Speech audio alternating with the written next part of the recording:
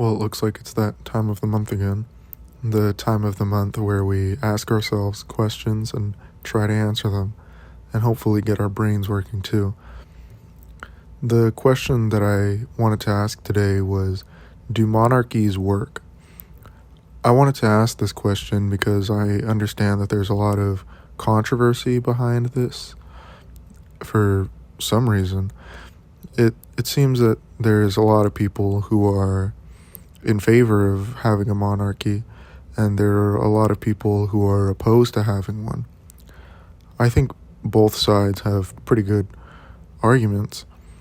Well, maybe not both sides, but both sides do have their reasons and their arguments for it. But I wanted to get to the bottom of this, really. I didn't understand that this was such a big issue until recently when King Charles was coronated. And I would have asked this question earlier, but I guess it didn't really come to mind until recently. So I guess I'm a little late on asking this or making a video on it. But I will try to answer it.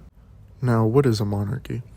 A monarchy is essentially a form of government in which the people that rule are a family. And these families are usually chosen by, well, these families are pretty old, right? Like hundreds of years old, maybe thousands, I think. But, in medieval times, they were usually appointed by God or something like that, right? And those are the same families that we have today, like in England, for example. And being that we're way past the Enlightenment era and that in the 21st century we're so much more smarter as a species and that we know way more things about government and things like that and human nature and so on and so forth, it kind of makes you wonder, do we really need a monarchy anymore? And, what makes these families so special anyway? And that's one of the things I wanted to touch upon in this video. But back to the definition. What a monarchy is essentially is a family that has power over the government and, well, is the government, right? And as a family of royalty, they're often given special privileges which are not available to the commoners of the nation in which they rule. And this can cause a lot of problems, but it can also cause a lot of good things, as with everything, I would assume. So make of that what you will, I guess. But yeah, what it is really is just a family that has power over a country, and sometimes it has absolute power, sometimes it shares power with another form of government, like I guess elected officials is how you would say it. I'm not really sure what the word is. Kind of forgetting what it is, but yeah, it's a family that rules, and only the family can rule, right? I mean, if the king or queen or whoever is at the top dies, then their child would have to take over, and that even causes problems within the monarchy, not even just the nation, right? Because I mean, if you're being forced to have kids, I mean, that can cause problems. I mean, what if you don't want to have kids? I mean, a lot of people don't want to have kids, which I think is perfectly fine. But if the consequence of you not having a kid causes the destruction or the downfall of an entire nation, then yeah, that's a lot of pressure. But I guess that's what they're supposed to do, right? But anyway, I think it's time we take a look at some of the pros and cons of having a monarchy. So some of the pros, which I thought were the most reasonable, most strongest, But yeah, the first point that I wanted to make was that one of the most common arguments for a monarchy is that it promotes stability. And I think this is a very good reason. I think it's the best argument for monarchy, really. Unfortunately, I think it's the only good one, but I think it's a very good one. And I think this is good because in democracies, for example, like in the United States, I'll use that as an example. Right now, we're very polarized, and we lack stability. We very unstable country. I mean, it's just a constant, tipping of the scales, left or right, Republican or Democrat. There's just nothing we can agree on. There's not any stability in the country. I mean, our country is, I guess, divided. I don't want to get too dramatic about it, but I think there is some truth in those words. And with a monarchy, you have someone who rules for many years, most of their lifetime.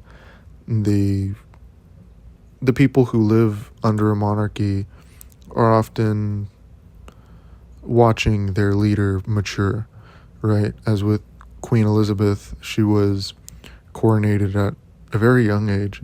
I don't remember when it was. It looked like she was in her 20s, maybe? I don't know. And she died in her 90s? I'm not too sure, to be honest, but that's a long time, right? The whole world really got to watch her mature, got to watch her go from a girl to a woman, right? And over time, she was able to make those smarter decisions and, I guess, lead England to prosperity in some sense. But yeah, the other argument that I found for monarchy was tradition. Now, I know a lot of people like traditions. I know it's hard to let go of traditions, and I'm not saying that people should let go of traditions for any reason, because I think traditions are important, right? I mean, what's the world without tradition, right? What's Thanksgiving without a turkey? What's Christmas without a Christmas tree, right? Traditions are important. Some are good, some are bad, some are neither. But yeah, and the monarchy is no exception to this. And I think that people who grow up in a monarchy are going to be the ones that are going to find it hard to let go of, right? Because those are the people that lead their country, and those are the people who, I guess in some sense, create the traditions of those countries. So of course it's going to be hard for them to let it go. And like I said, I'm not saying they should, but if it ever were to happen, I'm sure it would be very hard for them. And, it's funny because logically speaking, a lot of different cultures celebrate with lots of traditions which don't make any sense at all and which should maybe go away, but they often provide meaning for us, right? Or some sort of representation of what we're celebrating.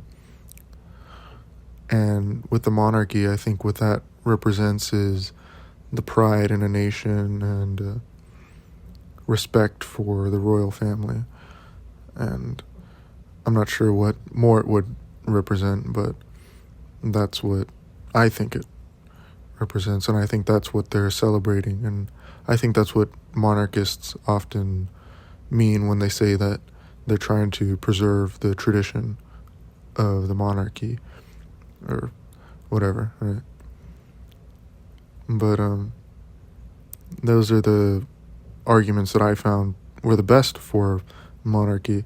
There are some that I found that were anti-monarchy, which I thought were pretty interesting. The first one I thought which is the most obvious one, I think, is that you can't elect your leaders. Obviously, I don't think this is good, because I think everybody should be allowed to elect the leaders of the nation in which they live, right? These are the people that are going to be making the laws which you live by. These are the people that are going to determine how good of a life you live, right? And,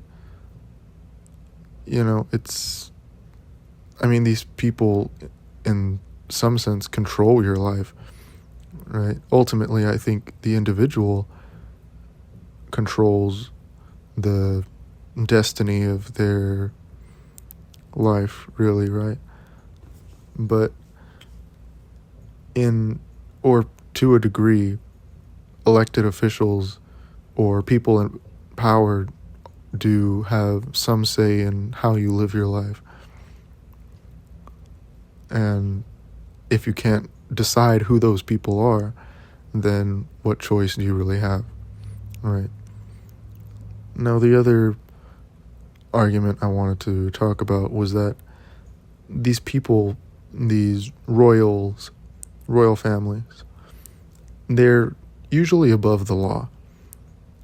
And that can also be a problem, because not only can you not elect these people, but these people can pretty much get away with anything.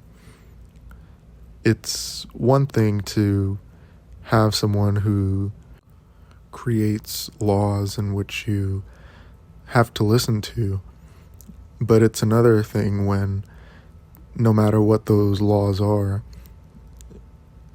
they can't be punished for doing those things, right? And I'm not saying that laws are bad. I'm not saying that all laws or even most laws are bad, right? But, look at what Henry VIII did. Henry VIII essentially forced all of England to convert to Anglicanism. I think that's how you say it. But and that caused a lot of what's the word? There was a lot of pushback at first, but with coercion, they eventually all did. But the point that I'm trying to make, I guess, is that it doesn't matter who you are. I don't think that anybody has the right to tell anybody what to believe, right? Especially religious ones, since those are very important to people, right? You don't mess with people's religious beliefs, right? If you're a Christian, you don't have any right to tell an atheist to believe in God. And if you're an atheist, you don't have any right to tell a Christian that what they believe is nonsense, right? As far as religion goes, I think everybody should really question their beliefs and then take it from there, right? Learn for themselves. I don't think that they need a person in power which they didn't elect to tell them what to believe. But other than things that involve the people, there are a lot of royals who have committed crimes which are just, how would you say it?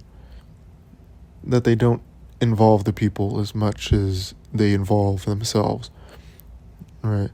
I know that guy, Prince Andrew. I'm not sure what's going on with him or what went on with him, but I've heard that there are rumors that he's like a pedophile or something. I don't know. I haven't looked into that too much. But yeah, if he is, then I think he should face some sort of punishment for that. Maybe not for being a pedophile, but, if he did something to kids, which he shouldn't have, then yeah. But yeah, I don't think it's fair that there are people that can get away with things that the average person can't. And then, like I said earlier, what makes them so special, that they were appointed by God, that they have some sort of divine right to these privileges. And I guess it would make sense hundreds of years ago, but now in 2023, there are a lot of people who not only have varying religious beliefs, but who don't even believe in a God. So if you tell a person, me and my family have divine power over you, and that we have been appointed by God to tell you what to do, right? Or to govern you, and they don't believe in that God at all, then do you really have any power over them? That's the real question, I guess. But yeah, that's a big problem. And I guess the last point that I wanted to make is that the people who live under the rule of monarchs often have to pay for them, if that makes any sense. Their money, which they pay in taxes, is often what pays for their lifestyle, because as far as I know, the people who are a part of royal families don't work. They don't work, they just are kind of there, right? I mean, sure, you could say, well, that they're kings, they're queens or whatever, but that's not really a job, it's more of a title. And yes, they have their duties, but those duties are inherited. They're not earned, they're not worked for, they're not even, probably not even wanted, right? I mean, imagine being a little boy born in a royal family, and then you're told, that you're told that you have to perform these special duties when you grow up, and then you decide that you don't want to, but that you have to anyways. Well, actually, Prince Harry did that, right? Yeah. Prince Harry decided he didn't want to be a prince anymore. Although we still call him Prince Harry. I don't know why. So that's kind of odd. I mean, I think we should just call him Harry, whatever his last name is. I mean, look, man, you didn't want to be a prince anymore. I don't know why you still want us to call you one. But, yeah, that's just my opinion. But, yeah, I don't think it's fair that people should be made to pay for somebody else to just live, right?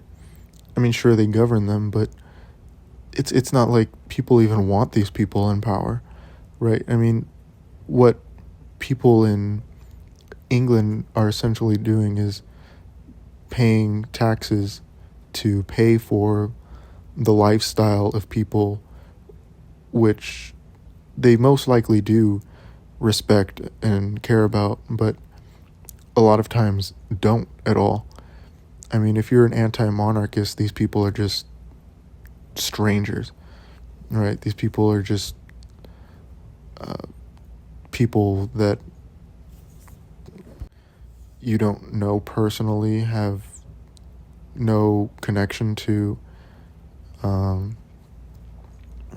mean, it's like, I don't think it's any different than me, paying my neighbor to just live and do nothing, right? And what do they get in return, right? I mean, I'm sure there are a lot of things, but at the moment I can't think of anything that British people get in return for paying for the monarchy. If this anti-monarchist movement really starts to gain traction, I think there might be a second American Revolution or something. Maybe the British Revolution, which I think is long overdue, right? I mean, you had France do it, you had Russia do it. Britain did do it, but It's called the American Revolution now. So, I mean, they're kind of late, right? But maybe they'll get there eventually. But at this point, it doesn't seem like they will. But yeah, I'd say I guess that pretty much wraps up the video. I hope that gave you something to think about. Maybe this will spark some sort of revolution. I don't know if I want to be the reason that a country starts a revolution, but I mean, if it happens, it happens, I guess. I brought this upon myself. But, yeah, I guess that's pretty much the end of the video. And lastly, before I go, I do want to apologize for the shortness, I guess, of this video. I usually make them longer, but I didn't have as much to talk about as I would have liked. But yeah. So that's the end of this video, and I hope that as a listener you later, maybe after watching this, after listening to this, that you eventually ask yourself this: do monarchies work?